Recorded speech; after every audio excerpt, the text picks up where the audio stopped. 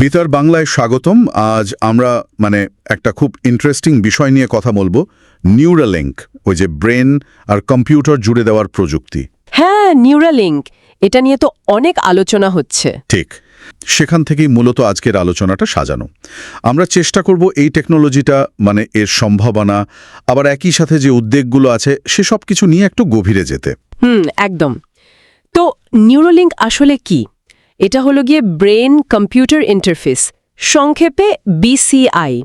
ওদের এখনকার মূল প্রোডাক্টটার নাম দিয়েছে টেলিপ্যাথি, অফিসিয়াল নাম অবশ্য N1 ইমপ্ল্যান্ট। N1 ইমপ্ল্যান্ট, আচ্ছা। এটা তো একটা চিপ, তাই না, যেটা ব্রেনের ভেতরে বসানো হয়? হ্যাঁ, ঠিক তাই, একটা ছোট্ট চিপ। আর বসানোর ব্যাপারটা ভিডিওতে দেখলাম, এটা নাকি বেশ জটিল, রোবোটিক সার্জারি লাগে। হ্যাঁ, রোবটিক সার্জারি লাগে। খুলিতে একটা ছোট্ট ছিদ্র করা হয়, তারপর খুব সরু, চুলের থেকেও সরু, প্রায় 64টা থ্রেড, ওগুলো মস্তিষ্কের ঠিকঠাক জায়গায় বসানো হয়। 64টা থ্রেড, আর পুরো ডিভাইসটা খুলির ভেতরেই থাকে, বাইরে থেকে কিছু বোঝা যায় না? না, বাইরে থেকে বোঝার উপায় নেই, পুরো সিস্টেমটাই ভেতরে। আচ্ছা, আর এটা কাজ করে কিভাবে? থ্রেডগুলো কি করে? দেখুন, আমাদের ব্রেনের নিউরনগুলো তো ইলেকট্রিক সিগন্যাল দিয়ে কমিউনিকেট করে, তাই না? ওই যে সরু থ্রেডগুলো, সেগুলোর মাথায় প্রায় 1000 খানেক, 1024টা খুব ছোট ছোট ইলেকট্রোড লাগানো থাকে। এই ইলেকট্রোডগুলো নিউরনের ওই বৈদ্যুতিক সংকেতগুলো, সিগন্যালগুলো ধরে ফেলে। আচ্ছা, তারপর ওই N1 চিপটা, ওটার কাজ হলো এই অ্যানালগ সিগন্যালগুলোকে কম্পিউটারের ভাষায় বদলে ফেলা, বাইনারি কোড 0 আর 1। ও, তার ব্রেনের অ্যাক্টিভিটি ডিজিটাল কোডে কনভার্ট হচ্ছে? একদম। আর সেই ডিজিটাল কোডটা এরপর ব্লুটুথের মাধ্যমে কম্পিউটারে বা অন্য কোনো ডিভাইসে চলে যায়। দারুণ তো! যেমন আমরা ওই ভিডিওটাতে দেখলাম না, নোলেন আরবো, একজন প্যারালাইজড ব্যক্তি, উনি শুধু চিন্তা করে কম্পিউটারে দাবা খেলছেন। এটা তো বিরাট ব্যাপার। হ্যাঁ, ওটাই তো এখনকার সবচেয়ে বড় সাফল্য বলতে পারেন। প্যারালাইজড বা মারাত্মক শারীরিক অক্ষমতা যাদের আছে, তারা যেন চিন্তার মাধ্যমে কম্পিউটার, ফোন এগুলো চালাতে পারেন, এটাই প্রাথমিক লক্ষ্য। কিন্তু এখানেই তো শেষ নয়, তাই না? ঠিক, যেমন ধরুন শিরদাঁড়ায় যদি আরেকটা ইমপ্ল্যান্ট বসানো যায়, তাহলে হয়তো যাদের চলৎশক্তি নেই, তাদের হাঁটাচলা ক্ষমতাও ফিরিয়ে আনা যেতে পারে। এটা একটা সম্ভাবনার কথা বলা হচ্ছে। আর ওই যে ব্লাইন্ড সাইড বলে একটা প্রজেক্টের কথা শুনলাম। হ্যাঁ, ব্লাইন্ড সাইড, ওটা হলো দৃষ্টিহীনদের জন্য। ক্যামেরার ছবিকে সরাসরি ব্রেনের দেখার অংশে, ভিজুয়াল কর্টেক্সে পাঠিয়ে তাদের একরকম দেখার অনুভূতি দেওয়া আর কি। এগুলো তো গেল চিকিৎসার দিকটা, কিন্তু ইলন মাস্কের লক্ষ্য তো আরো বড় মনে হলো ভিডিওটা দেখে। মাস্কের ভিশনটা আরও অনেক দূর পর্যন্ত।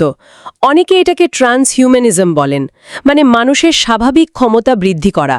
ধরুন চিন্তার মাধ্যমে সরাসরি কথা বলা, যাকে বলে টেলিপ্যাথি। বা ধরুন মেমরি ডাউনলোড বা আপলোড করা। সায়েন্স ফিকশনের মতো শোনাচ্ছে। হ্যাঁ, অনেকটা তাই। আর ওই যে আর্টিফিশিয়াল ইন্টেলিজেন্স বা AI, মাস্কের তো ওই কথাটা খুব বিখ্যাত, if you can't beat them join them. AI এর সাথে পাল্লা দিতে হলে আমাদেরও উন্নত হতে হবে। কিন্তু এই বিশাল স্বপ্নের সাথে তো বিশাল ঝুঁকিও আছে। অবশ্যই। সবচেয়ে বড় ভয় বোধ হয় হ্যাকিং। ভাবুন তো, যদি এই ডিভাইসটা হ্যাক করা যায়।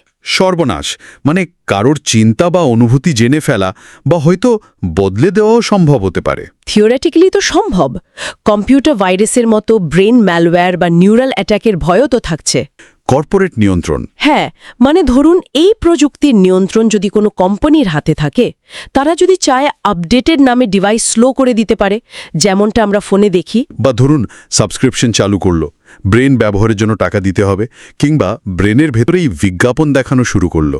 উফ, ভাবা যায় না, নিজের চেতনা নিয়ন্ত্রণ একটা কোম্পানির হাতে। এটা খুবই চিন্তার বিষয়। আর প্রাণী পরীক্ষার বিষয়টা, ওটা নিয়েও তো অনেক বিতর্ক। হ্যাঁ, হিউম্যান ট্রায়ালের আগে তো ওদের প্রচুর প্রাণী পরীক্ষা করতে হয়েছে। আর অভিযোগ আছে যে প্রায় 1500 প্রাণীর নাকি মৃত্যু হয়েছে, ইনফেকশন, ব্রেন সোয়েলিং, ভুল জায়গায় ইমপ্ল্যান্ট, এসব কারণে। তার মানুষের জন্য এটা কতটা নিরাপদ, বিশেষ করে লং টার্মে, সেটা নিয়ে তো প্রশ্ন থাকছেই। অবশ্যই থাকছে। প্রযুক্তিটা এখনো খুব নতুন। আর সমাজের ওপরের কি প্রভাব পড়বে? ধরুন যখন এটা আরও সহজলভ্য হবে, তখন কি এটা ব্যবহার করাটা আর নিজের ইচ্ছার ওপর থাকবে?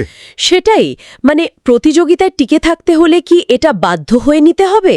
তাহলে তো মানুষে মানুষে একটা নতুন বিভেদ তৈরি হবে, যারা আপগ্রেডেড আর যারা নয়। তবে নিউরালিঙ্ক তো একা নয় এই ফিল্ডে, তাই না? আরও কোম্পানি আছে। হ্যাঁ, আরও আছে। সিনক্রোন, ব্ল্যাকরক নিউরোটেক, এদের নাম উল্লেখ করা হয়েছে। ওদের টেকনোলজি কি আলাদা? কিছুটা। যেমন সিনক্রোন সরাসরি ব্রেনে ইমপ্ল্যান্ট না করে রক্তনালীর মধ্যে দিয়ে তাদের ডিভাইস পাঠায়। এটা হয়তো কম ঝুঁকিপূর্ণ, কিন্তু সিগন্যাল কোয়ালিটি হয়তো একটু কম হতে পারে। আর ব্ল্যাকরকের ইলেকট্রোডগুলো নাকি বেশ শক্তপোক্ত, মানে রিজিড, যা ব্রেইন টিস্যুর জন্য ভালো নাও হতে পারে। ওহ, সেখানে নিউরালিঙ্ক কি বলছে? নিউরালিঙ্কের দাবি তাদের যে ফ্লেক্সিবল থ্রেড আর সরাসরি ইমপ্ল্যান্টেশন, এই কম্বিনেশনটাই সবচেয়ে ভালো আর নিরাপদ। কিন্তু এটাও তো তাদের দাবি, লং টার্ম প্রুফ তো লাগবে। তাহলে ব্যাপারটা দাঁড়াচ্ছে, একদিকে বিরাট সম্ভাবনা, মানে প্যারালাইসিস, অন্ধত্ব এসব সারানোর আশা, আর অন্যদিকে হ্যাকিং, কর্পোরেট কন্ট্রোল, সামাজিক বৈষম্য, এইসব মারাত্মক ঝুঁকি। পথটা বেশ কঠিন। ঠিক তাই। আর এখানেই হয়তো আমরা আজকের আলোচনাটা শেষ করতে পারি একটা প্রশ্ন রেখে, যেটা ওই ভিডিওটা দেখার পর থেকেই ভাবাচ্ছে। যদি এই প্রযুক্তি সত্যি মানুষের মস্তিষ্ককে উন্নত করতে পারে বা নিয়ন্ত্রণও করতে পারে, তাহলে মানুষ হওয়ার মানেটা ভবিষ্যতে কোথায় গিয়ে দাঁড়াবে? গভীর প্রশ্ন। আর এই অসম্ভব ক্ষমতা, এটা কার হাতে থাকা উচিত? ব্যক্তির, কর্পোরেশনের, নাকি রাষ্ট্রের? এই ছিল আজকের বেতার বাংলা। গুরুত্বপূর্ণ ও আপডেট তথ্যের জন্য বেতার বাংলার সাথেই থাকুন, শুনতে থাকুন, ভাবতে থাকুন। ধন্যবাদ।